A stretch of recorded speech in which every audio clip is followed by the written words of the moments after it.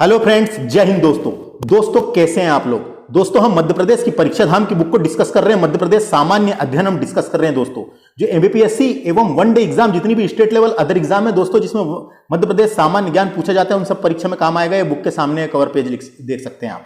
ये विषय सूची लिख रखी है, परीक्षा धाम की बुक है। आपके पास जो भी बुक होगी आप उससे पढ़ सकते हैं। एक बार ये लेक्चर को देख ले, देखने के बाद आपके कॉन्सेप्ट क्लियर हो जाएंगे, तो आपके पास जो भी बुक है उससे तैयारी कर सकते हैं। मेरे पास ये बुक है तो मैं इससे पढ़ा रहा हूं दोस्तों।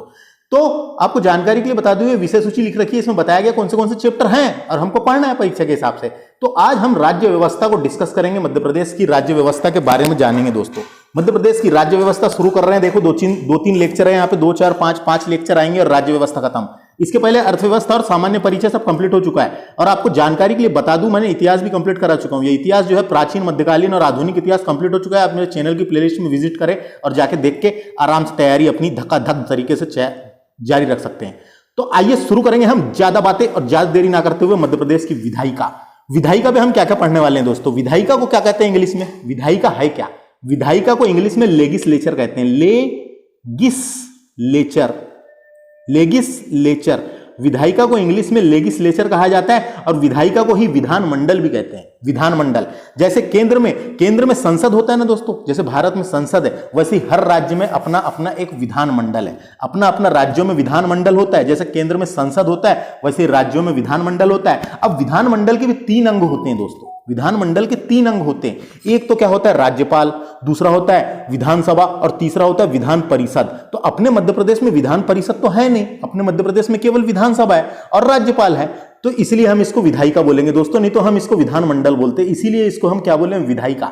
विधायिका का मतलब यहाँ पे केवल अपने हमारे जो मध्य प्रदेश में केवल विधानसभा है और राज्यपाल है, विधान परिषद नहीं है। विधान परिषद जब बन जाएगा, ऐसे बहुत से राज्य हैं, 7 राज्य ऐसे हैं भारत के जहां पे विधानमंडल यानी विधान परिषद भी है, अपने यहाँ मध्य प्रदेश में नहीं है। तो सबसे पहले हम बात करते हैं विधायिका क्या होती है करके। तो विधायिका क्या होती है उसके बारे में समझ लो। विधायिका को इंग्लिश में क्या कहते हैं? लेगिस्लेचर या विधानमंडल भी कहते हैं इसी को, है ना। किसी राजनीतिक व्यवस्था में उस संगठन या इकाई को कहा जाता है, किसी राजनीतिक व्यवस्था में उस संगठन या इकाई को कहा जाता है जिसमें कानून व जन नीति बनाने, बदलने, हटाने का अधिकार होता है। कानून बनाने का अधिकार, उसे हटाने का अधिकार, उसे बदलने का अधिकार ये विधायिका के पास ही होता है। क्योंकि हमने केंद्र में पढ़े, जब पॉलिटी पढ़ रहे थे, तो कानून बनाने का अधिकार संसद को होगा, वैसे ही राज्य में कानून बनाने, हटाने, नीति, जन नीति बनाने का अधिकार विधायिका के पास होता है।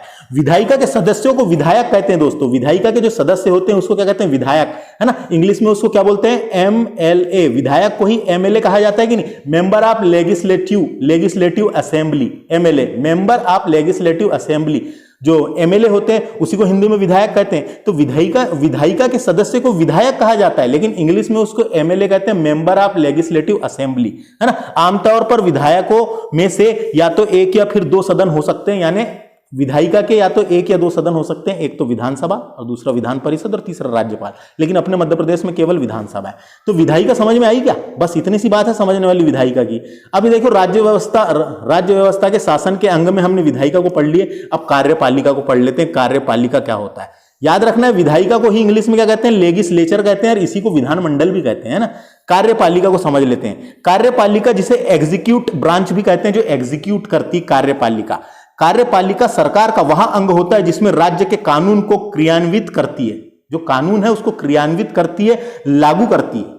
राज्य में कानून को क्रियान्वित करती है, लागू करती है। अध्यक्षीय प्रणाली में कार्यपालिका का प्रमुख दोनों होते हैं। राज्य का प्रमुख और सरकार का प्रमुख दोनों होते हैं। जैसे राज्य का प्रमुख राज्यपाल और सरकार भी उसमें शामिल होती है। इसीलिए उसको हम बोलते हैं राजनीतिक कार्यपालिका और प्रशासनिक कार्यपालिका। राजनीतिक कार्यपालिका में राज्यपाल होता है और मुख्यमंत्री होता है। प्रशासनिक कार्यपालिका में स्थायी होती है। ये प्रशासनिक कार्यपालिका स्थायी, जो हटती नहीं, जो पहले से अधिकारी जितने बने हुए रहते हैं, प्रशासनिक अधिकारी जितने भी होते हैं, जो नौकरी लग के जाते हैं, जो प्रशासनिक अधिकारी होते हैं, कलेक्टर, है ना, और जितने भी प्रशासनिक अधिकारी, IG, DIG, ये सब प्रशासनिक कार्यपालिका होती है। और एक राजनीतिक कार्यपालिका होती है जो अस्थायी होती है, जो चुनाव लड़के बदलते रहते हैं 5 साल के अंतर में। समझ में आ रहा है क्या पढ़ा रहा हूं मैं? तो समझ में आ गया। एक तो राजनीतिक कार्यपालिका होती है और एक प्रशासनिक कार्यपालिका होती है। बात करते हैं न्यायपालिका। तो न्यायपालिका क्या होती है दोस्तों, इसको समझो। राजनीतिक कार्यपालिका के बारे में तो मैंने बता दिया, अब न्यायपालिका क्या होती है उसके बारे में थोड़ा समझना जरूरी है ना। न्यायपालिका क्या होती है? न्याय देने का काम करती है। न्यायपालिका किसी भी जनतंत्र के 3 प्रमुख अंगों में से एक है। है ना। जनतंत्र या लोकतंत्र के 3 प्रमुख अंगों में से एक होती है न्यायपालिका। न्यायपालिका, कार्यपालिका, विधायिका और न्यायपालिका होती है। तो न्यायपालिका जो है संप्रभुत्व संपन्न, हमने संविधान में पढ़े दोस्तों, जो उसकी प्रस्तावना में संप्रभुत्व संपन्न, हमारा राष्ट्र जो है संप्रभुत्व संपन्न राष्ट्र है। राज्य की तरफ से कानून का सही अर्थ निकालती है न्यायपालिका, है ना। राज्य की तरफ से कानून का सही अर्थ न्यायपालिका ही निकालती है। कानून के अनुसार ना चलने वालों को दंडित और उसका निर्धारण और निर्धारित भी करती है। कानून के अनुसार ना चलने वालों को दंडित करती है, सही फैसले सुनाती है, कानून के हिसाब से ही काम करती है, न्याय देने का काम करती है, संविधान के हिसाब से ही काम करती है न्यायपालिका। तो समझ में आ गया। राजनीतिक कार्यपालिका जो है राज्य शासन चलाने का अधिकार रखती है। इसमें एक राज्यपाल होता है और एक मुख्यमंत्री होता है दोस्तों। तो राज्यपाल क्या होता है आप जानते हैं। राज्यपाल जो है, राज्यपाल केंद्र के एजेंट के रूप में कार्य करता है। राज्यपाल जो है केंद्र सरकार के एजेंट के रूप में हर राज्य में कार्य करता है। अपना अपना हर राज्य का एक राज्यपाल होता है। और मुख्यमंत्री क्या होता है, जो बहुमत दल की सरकार होती है उसका नेता होता है। यानी कि बहुमत दल की जो सरकार बनती है जिसमें सब मंत्री बनाए जाते हैं, उस सभी मंत्रियों में मुख्यमंत्री होता है, मेन मंत्री, उसको मुख्यमंत्री कहते हैं। अब ये समझ में आ गया सामने का इंट्रो। अब हम मध्य प्रदेश में सीटों का वितरण कैसा क्या है उसके बारे में देखेंगे। यहीं से क्वेश्चन आते हैं वनडे एग्जाम और एमपीएससी में। आगे बढ़ने से पहले एक काम की चीज़ मैं आपको बताता हूं दोस्तों, जो परीक्षा में पूछी जाती है। सबसे पहले बात करेंगे अनुच्छेद 79 की। अनुच्छेद 79 में क्या है दोस्तों, संसद। अनुच्छेद 79 में क्या है, संसद के बारे में बताया गया है ना। संसद जो कानून बनाने का काम करती है। इसके 3 अंग होते हैं दोस्तों, इसके 3 अंग होते हैं, है ना। 3 अंग होते हैं। एक तो होता है लोकसभा, दूसरा होता है राज्यसभा, लोकसभा, राज्यसभा और राष्ट्रपति। तो ये पता होना, क्वेश्चन डायरेक्ट आ जाता है कई बार। संसद के कितने अंग हैं, संसद के कितने सदन है पूछेगा, 2 सदन है। संसद के कितने सदन है, 2 सदन, लोकसभा और राज्यसभा। लेकिन संसद के कितने अंग है, तो 3 अंग है, लोकसभा, राज्यसभा और राष्ट्रपति, ये याद रखना है। वैसे इसमें 89 को प्लस करो दोस्तों, इसमें 89 को प्लस करो, इसमें 89 को प्लस करो 79 में, तो अनुच्छेद 168 आता है। 168 में विधानमंडल होता है दोस्तों, विधानमंडल याद रखना है। विधानमंडल के भी 3 अंग होते हैं, विधानमंडल के भी 3 अंग होते हैं, याद रखना है। एक तो होता है क्या, एक होता है विधानसभा, दूसरा होता है विधान परिषद, जो अपने मध्य प्रदेश में नहीं है, विधान परिषद, और तीसरा होता है राज्यपाल। अगर क्वेश्चन आता है विधानमंडल के कितने अंग हैं, तो 3 अंग हैं, विधानसभा, विधान परिषद और राज्यपाल, है ना। ये पूछा जा सकता है। अगर पूछेगा विधानसभा कितने सदन है, तो 2 सदन है, विधानसभा और विधान परिषद। तो विधानसभा को इंग्लिश में क्या कहते हैं, ये अपने को पता होना, पेपर में कई बार आया है। विधानसभा को इंग्लिश में क्या कहते हैं, लेगिस्लेटिव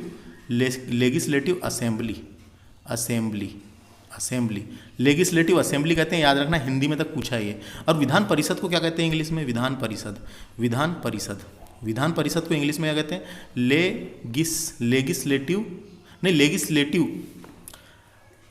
लेगिस्लेटिव काउंसिल कहते हैं, याद रखना दोस्तों। लेगिस्लेटिव असेंबली बोलते हैं विधानसभा को, और लेगिस्लेटिव काउंसिल बोलते हैं विधान परिषद को, याद रखना। काउंसिल शब्द लगा हुआ है, और वहाँ पे क्या लगा हुआ था, विधानसभा में लेगिस्लेटिव असेंबली। और इनके जो सदस्य होते हैं एमएलए बोलते हैं, किसको मेंबर ऑफ लेगिस्लेटिव असेंबली, यानी कि विधानसभा के मेंबर को लेगिस्लेटिव असेंबली बोलते हैं, मेंबर ऑफ लेगिस्लेटिव असेंबली, उसी को हिंदी में विधायक कहते हैं। आगे मध्य प्रदेश में सीटों का वितरण, इसको देख लेते हैं, समझ लेते हैं। सबसे पहले मैंने आपको बताया था अभी थोड़ी देर पहले, अनुच्छेद 168 में क्या है, विधानमंडल है। विधानमंडल के 3 अंग होते हैं। एक तो होता है विधान परिषद अनुच्छेद 169 में है दोस्तों, विधान परिषद अनुच्छेद 169 में है ना। और 170 में विधानसभा है, 170 में क्या है, विधानसभा। संविधान के 170 में विधानसभा, प्रत्येक राज्य का एक विधानसभा होगा, ये बताया गया है। तो अपन सबसे पहले बात कर रहे थे विधानसभा की। तो विधानसभा के बारे में आपको जानकारी के लिए बता दूं, विधानसभा जो है राज्य का निम्न सदन होता है, और विधान परिषद जो होता है, जो अपने मध्य प्रदेश में नहीं है, विधान परिषद जो है राज्य का उच्च सदन होता है, याद रखना है। निम्न सदन विधानसभा है।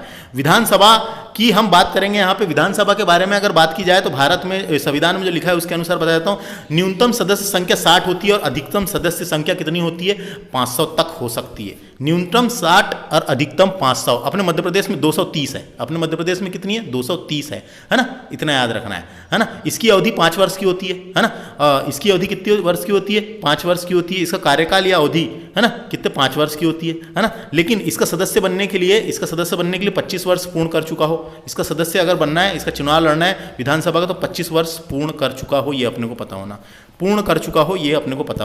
तो अपने मध्य प्रदेश में कितनी सीट है, 230 सीट है दोस्तों। 230 विधानसभा की सीटें हैं। लेकिन अविभाजित मध्य प्रदेश, जब मध्य प्रदेश और छत्तीसगढ़ साथ में था उस टाइम पे 320 थी। दोनों याद रखना है, कैसा भी पूछा जा सकता है।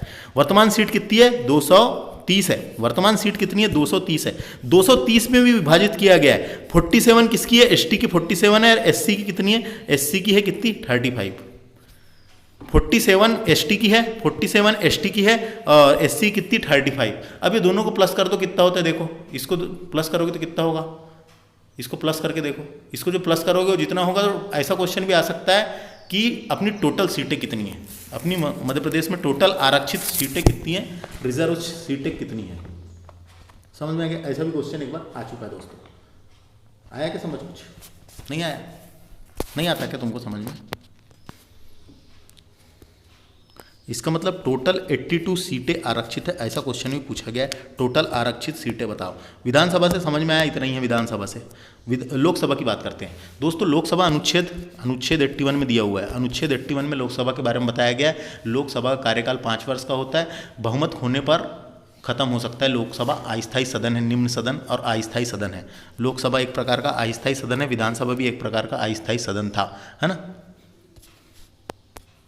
तो लोकसभा अस्थायी सदन है और निम्न सदन है। इसमें वर्तमान में मध्य प्रदेश में कितनी 29 सीटें हैं, जिसमें एसटी की है 4 और एससी की है 6, तो टोटल हो गई 10। टोटल आरक्षित सीटें भी पूछ सकता है कितनी है लोकसभा की, अपने मध्य प्रदेश में 10 है। एसटी कितनी याद रखना है और एससी की कितनी याद रखना है, 6 4 10 हो गया। टोटल कितनी है याद रखो 29। अविभाजित मध्य प्रदेश की 40 थी, तो इसको भी याद रखने की बनती, गलत मत करना।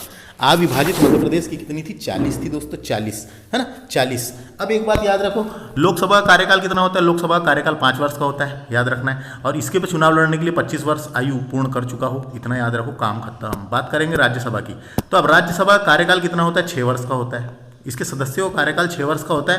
राज्यसभा का तो कोई कार्यकाल होता ही नहीं, है ना। इसके सदस्यों का कार्यकाल 6 वर्ष का होता है। वैसे ही राज्य में विधान परिषद के सदस्यों का कार्यकाल 6 वर्ष का होता है, याद रखना है। राज्यसभा और विधान परिषद, राज्यसभा केंद्र में और राज्यसभा यानी राज्यसभा यानी उच्च सदन होते हैं, याद रखना है। अविभाजित मध्य प्रदेश में 16 सीटें थी, वर्तमान में 11 सीटें, 11, है ना। अब 11, अब कहोगे आप कि इसमें एसटी और एससी क्यों नहीं लिखे अपन एसटी? अरे तो भैया राज्यसभा में आरक्षण का प्रावधान नहीं है दोस्तों, समझ में आ गया। ये सीटों को याद रखना, कितनी कितनी डायरेक्ट क्वेश्चन आता है। बात करेंगे अब 101वां संविधान संशोधन इंपॉर्टेंट है। 104वां संविधान संशोधन 2019 इंपॉर्टेंट है दोस्तों, इसको समझो। इसमें क्या हुआ था, इसके तहत क्या किया गया था, एंग्लो इंडियन समुदाय से संबंधित आरक्षण सीटों के प्रावधानों को समाप्त कर दिया गया था। एंग्लो इंडियन को जो आरक्षण दिया गया था, जैसे पहले अपनी सीट थी 230+1, ये 1 क्या था, एंग्लो इंडियन था। तो एंग्लो इंडियन के आरक्षण को समाप्त कर दिया। क्या एंग्लो इंडियन लोग मिलते नहीं थे, है ना। क्या हुआ था, एंग्लो इंडियन का मतलब होता है ऐसा व्यक्ति जिसका पिता अंग्रेज हो और जिसकी माता भारतीय हो, क्योंकि अपने ऊपर अंग्रेजों का शासन था, है कि नहीं, अंग्रेजों का शासन था। तो उनसे जो संतान की उत्पत्ति होगी वो एंग्लो इंडियन कहलाएगी, उसकी संतान से एंग्लो इंडियन कहलाएगी। माता भारतीय होना चाहिए और पिता अंग्रेज होना चाहिए, यानी ब्रिटेन का नहीं, इंग्लैंड का होना चाहिए, यानी ब्रिटेन का होना चाहिए और माता अपना भारतीय होना चाहिए। उससे जो संतान की उत्पत्ति होगी वो एंग्लो इंडियन कहलाता था दोस्तों, इसीलिए उसको अंगल भारतीय कहा जाता था। आगे समझ, तो उसे ही अंगल भारतीय कहा जाता था और उस प्रावधान को खत्म कर दिया गया 104वें संविधान संशोधन 2019 के तहत। लेकिन इस संशोधन में एक और चीज हुई थी दोस्तों, मैं आपको बोल के बता देता हूं। भारतीय संविधान के 104वें संविधान संशोधन अधिनियम 2019 से संबंधित अनुसूचित जातियों और जनजातियों के आरक्षण से संबंधित है। ये कभी पूछा है किससे संबंधित है? एंग्लो इंडियन के अलावा आरक्षण से संबंधित भी है, एसटी एससी के आरक्षण से संबंधित भी संशोधन है ये। तो समझ में आ गया, 104वां संविधान संशोधन जाति और जनजाति के आरक्षण से है। इस अधिनियम के तहत भारतीय संविधान के अनुच्छेद 334 में संविधान संशोधन किया गया। लोकसभा और विधानसभा में अनुसूचित जातियां एवं जनजातियों के लिए आरक्षण की अवधि को 10 वर्ष के लिए बढ़ा दिया गया है। 10 वर्ष के लिए बढ़ा दिया गया है। इसके पहले आरक्षण की अवधि 25 जनवरी 2020 थी और 10 वर्ष के लिए बढ़ा दिया गया है। तो डायरेक्ट याद रखना है, एसटी और एससी के आरक्षण से संबंधित है ये, है ना। आरक्षण के 10 वर्ष के लिए बढ़ाने से संबंधित है और उसके अलावा एंग्लो इंडियन के संप्रदाय के जो आरक्षण था उसको खत्म कर दिया गया है, इतना याद रखो। 114वां नहीं है, 104वां संविधान संशोधन 2019 एसटी और एससी के आरक्षण को 10 वर्ष के लिए बढ़ा दिया गया है। पहले 25 जनवरी 2020 थी और एंग्लो इंडियन के आरक्षण को खत्म कर दिया गया है। धन्यवाद। आगे चलते हैं अपन, मध्य प्रदेश की विधायिका को डिस्कस करेंगे डिटेल में।